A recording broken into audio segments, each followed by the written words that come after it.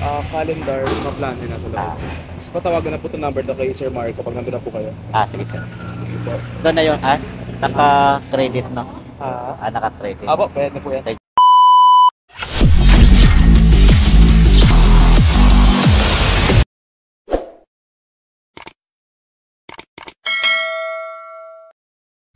Meron tayong booking dito sa may Bangko Sentral, Grab Express. Ang deliver nito sa may Bulacan.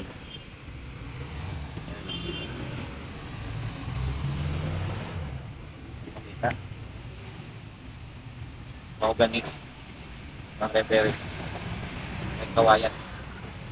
So, iniintay ko pa yung pick upin ko dito sa may Bangko Sentral dito. So, ang gagawin natin ito, dahil malayo nito, kuha tayo ng lalamog. Pangalan, sir? Sir Carl? Papunta ng may kawayan? Calendar, mga plano yun nasa loob. Tapos patawagan na po itong number na kay Sir Mark kapag nandun na po kayo. Sige sir. Doon na yun, naka-credit no? Naka-credit. Apo, pwede na po yan. Thank you. Hindi naman to nagmamadali, sir. Hindi naman po. Basta karating yung okay, sir, thank you. So, yung padala ni sir, papunta ng may kawayan. Calendar lang, sir. Ang gagawin natin, kukuha tayo ng lalamog para pagsakay natin. Papunta sa may kawayan, Bulacan. So, na-pick up ko na. Ang gagawin ko, o-open ko yung lalamog para kumuha tayo papunta ng Bulacan. Para maging malinis yung kita natin sa Grab. Yung sa lalamog, pang gasolina na lang natin. So, kahit papunta lang ng loading point or kahit hindi naman aabot ng Bulacan. So, ito yung pagandahan kapag may lalamog kang apps.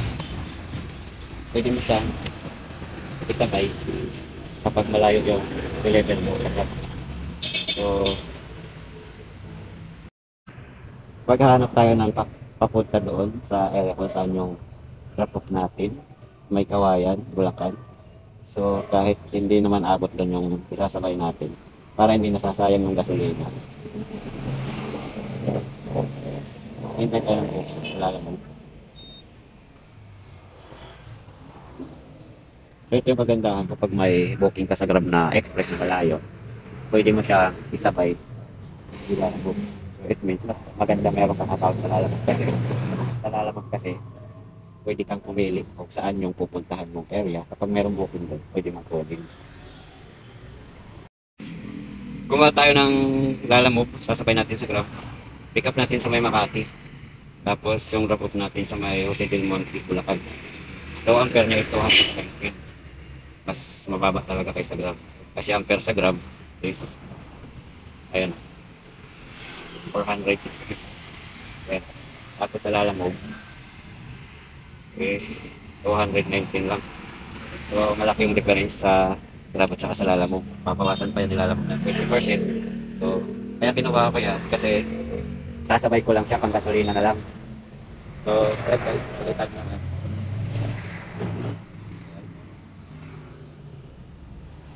Yan siya.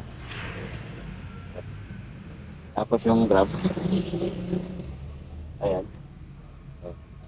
Kita niyo. So, yan, isasabay natin yung papunta dun sa drop off natin sa Grab.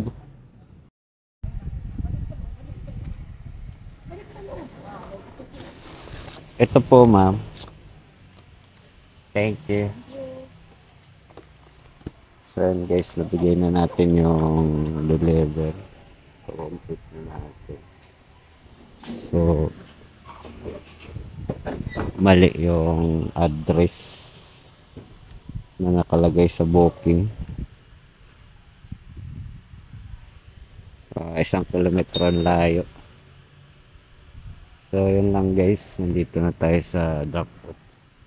Ibigay na natin sa customer yung padala sa atin galing sa Bangko Sentral. So, yan lang mga idol.